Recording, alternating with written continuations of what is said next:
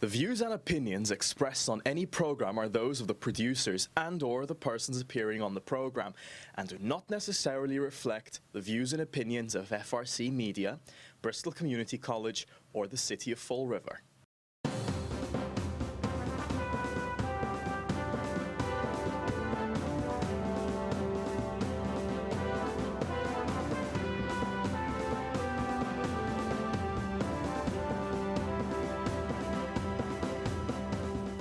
Hello, welcome to Spindle City Straight Talk. I'm Chip. And I'm CJ. And it is Monday in the Riv after the Christmas holidays. Yep. I hope everybody had a good Christmas holiday. Well, and we have some sad news to announce.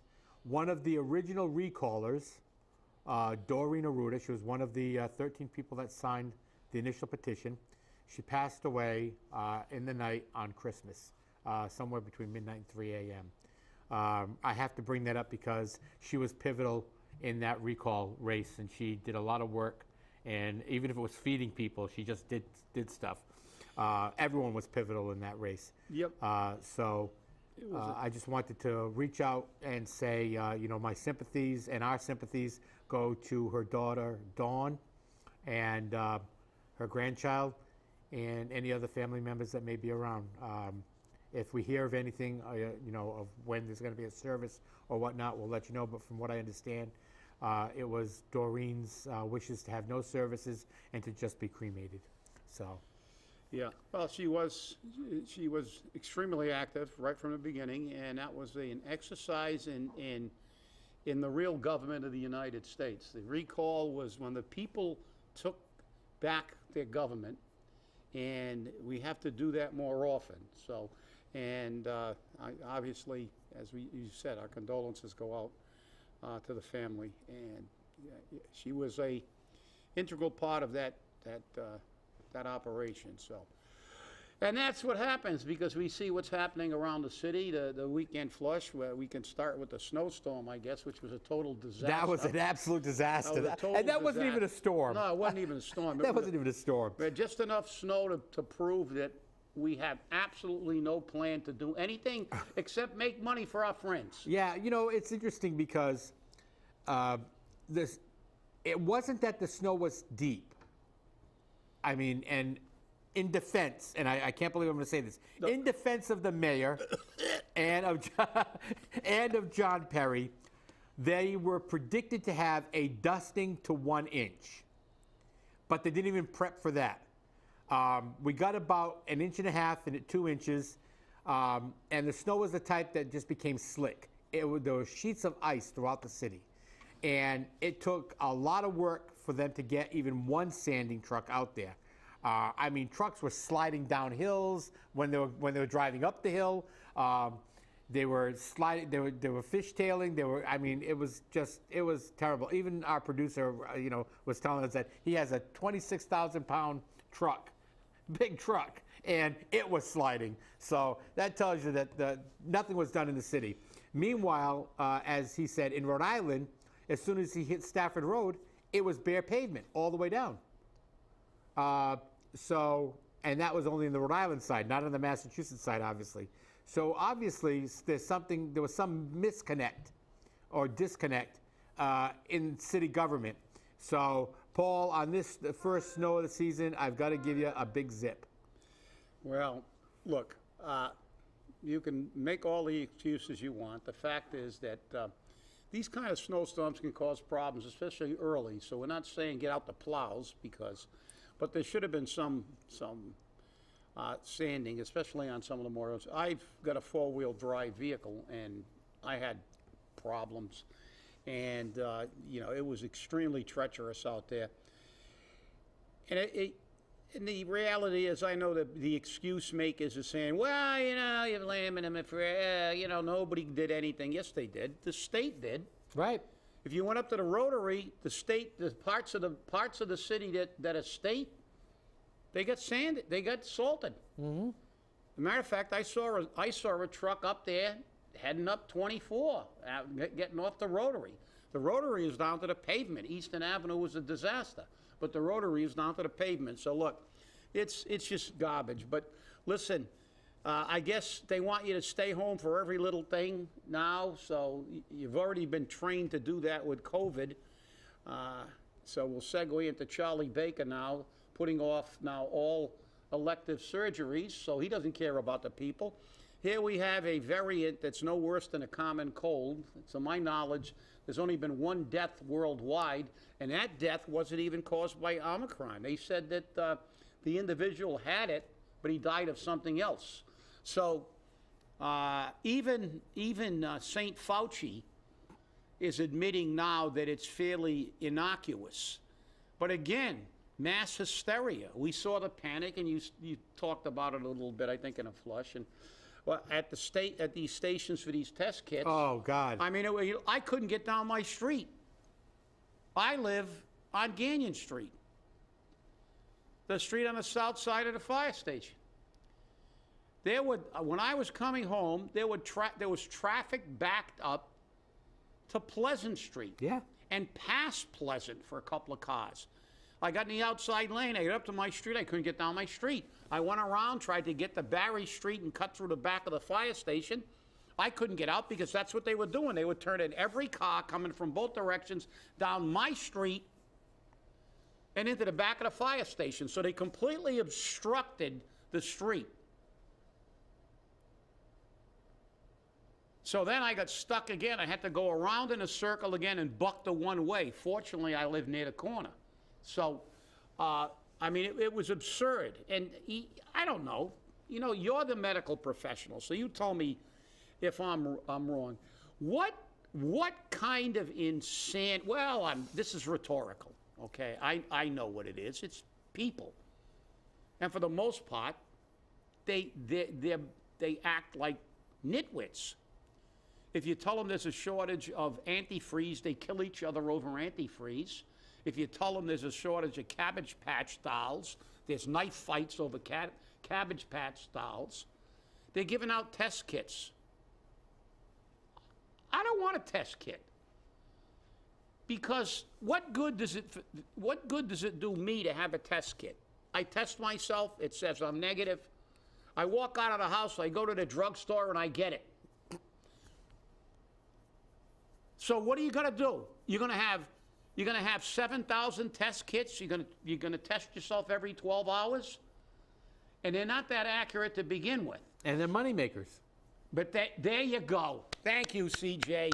They're money now makers. We got to the bottom line. They're money makers. Brandon bought 500 million of them. Right. So we can make all our friends rich. So we got all these test kits, and we got all the pinheads in big giant lines rushing to get the thing. Without the knowledge, you're going to get home, you're going to test yourself, and the next day you can go out, and that day you can go out and contract it. Well, it's interesting that you say that because the Housing Authority received kits for their residents, and they handed them out on Wednesday of last week. The same day they were handing them out at the fire stations. Mm-hmm. And they're supposed to be handed out on that day. And at a couple of the facilities that they were handed out at, people were walking around with bloody noses. They went so far up their nose because they didn't read the directions properly. And I thought, that's got to be, they're thinking that this is causing bloody noses. It's like, no, it's because you're taking that thing and jabbing it into your brain.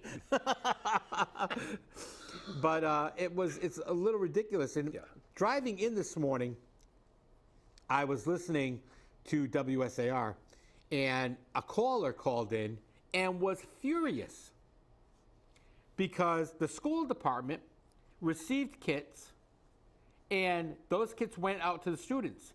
But not one kit went out to the teachers, the frontline workers. They did not get any kits. I think this may have been a teacher or something, but they were furious. And they said, and also, the school is no longer telling us when we have COVID in our classes. Oh, that's ridiculous. Okay? And as a matter of fact, a bus driver called in and said, the schools aren't even telling the bus companies. They're just telling us we're on hold. Yeah. Well, so what they're telling you basically is you got 30 people in a classroom that you can contract this highly contagious but fairly innocuous variant, but you can't get a test kit. And those are the people that have the most susceptibility. They're on the front lines. They have to deal with classes. They have to deal with numerous children. And children are fairly insulated from even the major variants, unless they've got comorbidities, and they don't give them a test kit.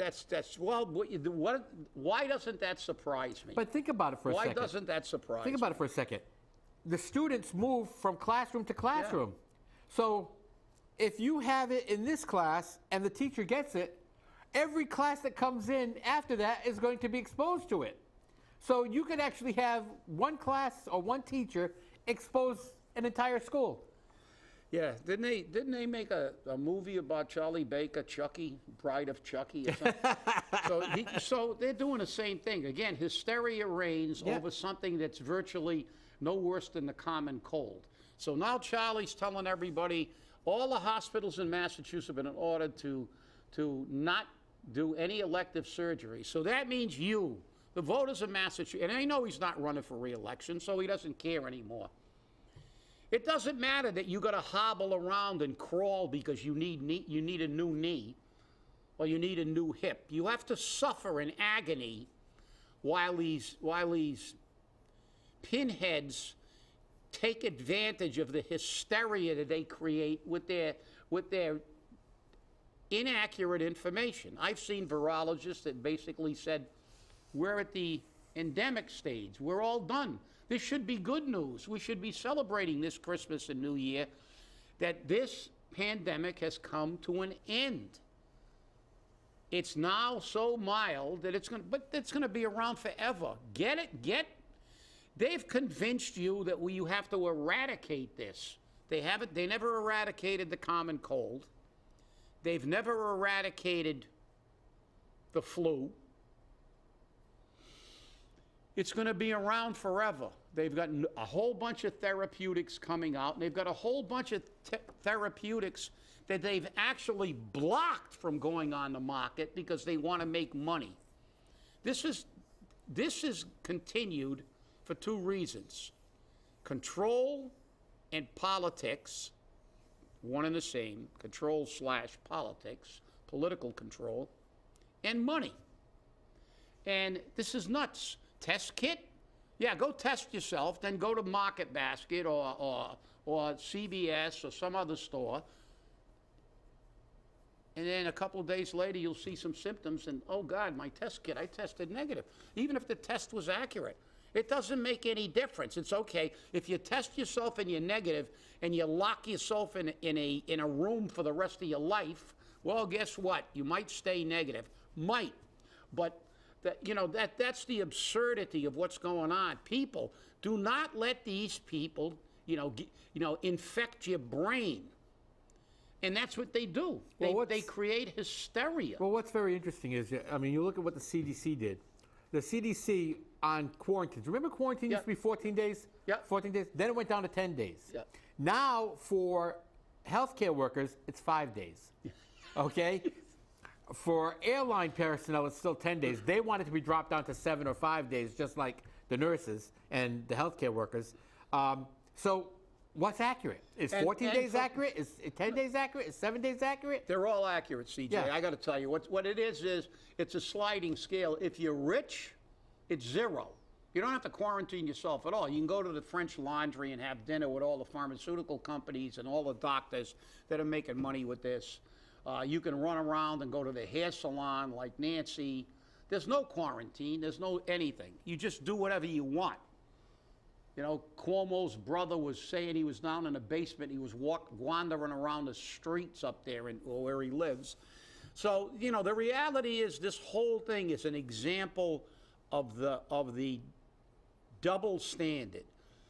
The life of the elitists who think that you're some kind of pet or ATM machine, and the life that the average person leads. And that's the problem. This is a microcosm of what happens throughout. And then, let me segue quickly, because it was on the radio. Our illustrious mayor was on the radio. Oh, here we go. Talking about the developers coming to the Flint. And I know that probably the mayor of the Flint, Carlos, doesn't know anything about this. But he's going to, developers are coming to the Flint. Whoopee, everybody get your masks, spin it around. It's New Year's. Yay, the Flint's going to be resurrected. Yes, our mayor says this is it. I'm so encouraged over these developers. Well, guess what, Paulie? You were hiding in a school department so long, you never paid attention to Fall River. We've been having developers come in for decades and decades and decades, and the life of the guy living in a three-decker hasn't gotten any better. What we need in this city is to teach people skills to get a job and get more income. Developers, didn't they put a whole bunch of lipstick on Purchase Street? Yes, they did. Do you see how great Fall River's become for Purchase Street? That mill down at South End, wasn't that going to be another development? Haven't seen anything happen to it yet. Yeah, and you know, I can go back for 20 years and talk about developers coming in. All the market rate housing developers. Oh, yeah, we're market rate housing at the end of Alden Street. We're putting market rate housing on DeBall Street. We're putting market rate housing we're going to develop the Flint. Don't worry about it. We're going to take all the buildings back, sell them to our friends, let them make money, and then they're going to disappear, and Fall River's going to be no better for the average person. Again, Paul, this is for your oyster-eating friends that were going to go to that party that you canceled. Yep. All your banker friends and your lawyer friends, and your rich friends. This is not going to help Fall River. You think you're going to, you miraculously, you're going to develop the Flint again to the way it was 50 years ago. Well, the reason the Flint had stores on every corner was, 50 years ago, people still had jobs. Yeah. And they had a paycheck.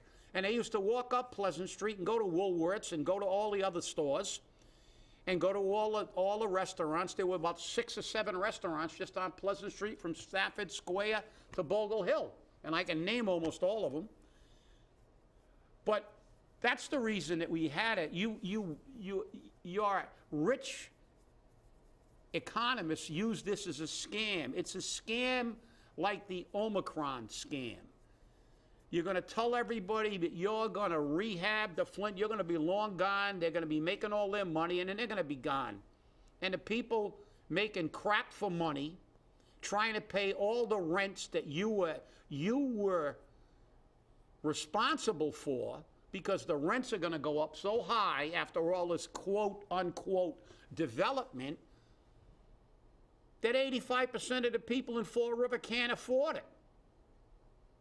Look around at your demographic. Yeah, go on a radio and BS everybody. Take all your bricks made out of BS and build your chimney to the moon, and you'll still have plenty of bricks left over when you get to the moon. Because the bottom line is, again, you're selling everybody another bill of goods. Oh yeah, we're going to develop the Flint.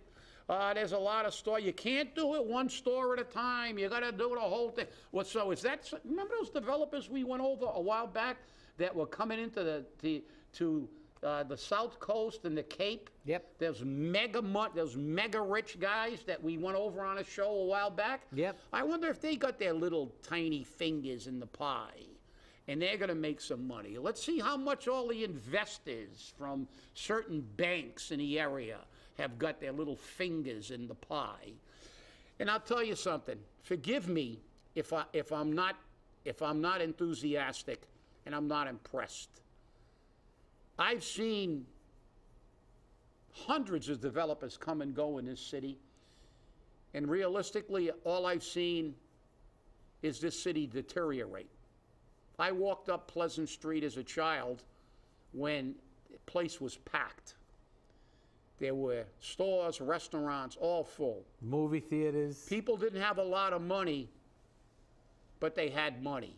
And that's what drives an economy. That's what makes a city resurrect, not buildings and developers. Because developers, let me see how many of those developers develop Fall River, then move here.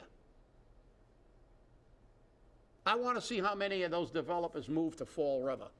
They're not coming down from Newton, Wellesley, and all the rest of those towns to come down here. They're going to come down here, pick everybody's pocket, and they're going to leave, like they always have. I say we find a third-floor tenement building, rent the apartment for Jake Auchinclaws and have him live there for 6 months. Let's see how he handles that. Yeah, well, I'll tell you what, I looked up, it wasn't that long ago, but remember we had the discussion about where the rents were higher, Fall Yep. River and New Bedford? Well, I looked it up on the U.S. Census Bureau site. I go for the federal, I don't go with these local because there's too much manipulation. U.S. Census Bureau, the rents in Fall River were in the low 800s on average. Yep. New Bedford was in the low 800s, but a little higher. It was higher in New Bedford, but the income's higher in New Bedford, too, Right. slightly. But they were cheap. Now you look at what's the average rent that is coming into Fall River, $1,200 or better. Yeah. I hate to tell you that, but that's 50% higher than the current rents. You got people that can't make rent now. So you think this is going to cure the problem? Well, you've been hiding in the school department too long because you guys run around telling each other a great job you're doing. The schools are failing, but you always get big jobs and pay raises. So that's your problem. The problem is you don't live in our world. You don't live in a people's world that are living off the dollar menu. You live in a world where they go and get a freebie oyster bar, but then again, that got canceled. But they didn't cancel the inauguration, as you said. I was just gonna say. You said it in the weekend flush, and I read it. Yeah. Like you said, because it was so dangerous, they couldn't all eat oysters together, but they could all go to the inauguration. Okay, you explain that one to me, please. I'm trying to figure that one out myself, but you know what's really? I really wish he hadn't canceled the dinner because I had tickets for us. Could you see his face as we sit down? Are you kidding? We would have got arrested saying we forged the tickets. Are you kidding? We would have got escorted out. But we had tickets for it, so yes, Paul. See, we do have friends. But you know, it's true. He had to cancel it. Now he says that he canceled it because of COVID, and he made that decision with Health and Human Services, Department of Health. I think that if the Department of Health said to cancel your dinner, they would have said to cancel your public inauguration. Yes. And that would make perfect sense. But they want to show off their new Durfee auditorium. That's the reason why it's there. Mm-hmm. You know, because remember, there's no parking there during the school day. So that's why they're having it at 4 o'clock. Well, what happened to the other theater? The one that they're keeping for community use, which has plenty of parking up there. You know, and yeah, but then you'd have to let in some people from the community. I know, which is something he didn't want to do, which is possibly a violation of 38. Invitation only.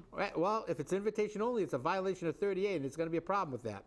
But I think that on Wednesday, because he says he's going to make the decision by Wednesday, I think by Wednesday he will cancel the public inauguration, and it will be televised. Yeah. Because the numbers are going up. 104 over a couple of days is a high count. Yeah. And I mean, and again, they're innocuous infections.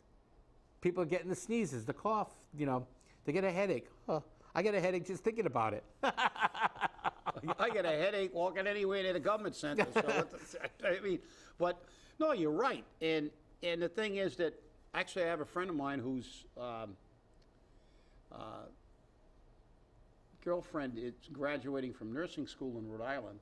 She's at Rhode Island, one of the Rhode Island colleges, and because she works in Rhode Island, I believe, for a doctor right now. But she got a degree in nursing, and they're graduating. And what they did was they were going to have a regular and the pinning thing. You're familiar with that. Now everything's going to be virtual. Because he was telling me the other day that they're kind of disappointed because obviously her family wanted to go see her, you know, graduate and stuff like that. So, but look, people are doing it virtually. But as you said, I mean, it makes absolutely no sense. You can't have your Fall River version of the French Laundry dinner. Gavin Newsom. But we can have an inauguration. But it's true. I know. I'm not arguing it. Did you see the menu? Huh? Did you see the menu? I mean, oysters, beluga caviar. I just made that one up. I don't think that. I'm not sure they're going to have beluga caviar, but they could have. Who knows? Maybe only for this in the special section. Maybe baked stuffed lobster. I don't know. Baked stuffed lobster. Yeah. Who knows? But. The whole thing is nuts, and like I said, we need to get our priorities straight. 22, there's going to be an election nationwide. Hopefully we'll get something. We'll see some changes in the federal government, and then we can begin to filter that down into the local level, because we have to organize, as I said before. I guess CAG has to resurrect itself and get back to Citizens Alliance for Accountability in Government. We've got to get the citizens together, because we really need to get people, renters and non-absentee landlords, not slumlords. We need owner-occupied people who own owner-occupied properties to get together to create a political force. We need a public interest group. Exactly, because the problem we have here is that they continue with this propaganda. We're going to rehab. The developers are coming in. Here comes the cavalry, John Wayne. She wore a yellow ribbon. Here they come. They're going to rescue everybody, and they never do. They dumped how many millions of dollars into Purchase Street. And what do you got on Purchase Street? I mean, is that the new Renaissance? Is that the new North End of Boston, Federal Hill? No, it's not. What it is a failure. And it's not only Fall River. This is the problem. Go stick a couple of sticks in your eyeballs and maybe you wake up, because this kind of stuff doesn't work. When rich people come in to make money and develop and then leave, nothing happens. Remember many moons ago, a couple of years ago, we were going over this, I think when Purchase Street was around. Miami Beach, Florida is the greatest example of that. Miami Beach completely revamped their South Beach area. They get hundreds of thousands of tourists in Miami Beach. And Miami Beach is one of the top tourist destinations in the country. And Miami Beach is also an absolute crap hole to live in. High crime, poor employment, high rents. Yet, who's making the money? The rich people, the tourism industry. South Beach is the rich people getting richer. The people who live in Miami, it was considered one of the worst cities, one of the best cities to visit, and one of the worst cities to live in. And that's Fall River in a microcosm. We've got to organize people to get them to the polls, because you know something? They get all the rich people and the people who are getting jobs from them to the polls. It's the people living in a three-decker that can't make rent. They got to go work 3 jobs so they can pay their rent, that don't get to the polls. They say, well, there's nothing I can do about it. But there is, if you organize, because united, you will stand. Divided as you are now, you will always fall. And that's the truth, because we're always fighting against ourselves, it seems. That's right. It seems like we fight a battle, and we bring the battle forward, and as we bring the battle forward, we keep getting kicked back. Right. The politicians keep kicking, and not only the politicians, but the friends of the politicians, the ones who got the jobs, the ones who got the contracts, the ones who are doing things. They're the ones that are also giving you a lot of pushback. Yeah. And you see it happening. I mean, they're on the radio all the time. They're constantly talking about how much good they're doing for Fall River, yet we don't see it. They say they're doing good for Fall River, but you're only going to know the good for Fall River when it trickles down. Yeah. When it trickles down to the people. Yeah. Well, I think their definition of good means good for them. They're making money. The thing is that, you do good. You did good as a nurse. You did good as a human for the people. When you go work for the people and get somebody some medical coverage that they were having problems getting, and you work for the people and you get them a better way of life, then you're doing the right thing. So that just like there is in life, you have the rich elitists and the average people. There's 2 ways to look at what good is. To me, you're doing good when the average person in Fall River does better. Yep. Well, that's the end of our show, everybody. I want to thank you all for watching. Thanks for allowing us into your home. And remember, stay safe, stay angry, and hold your politicians accountable. Thanks for watching. See you on Wednesday.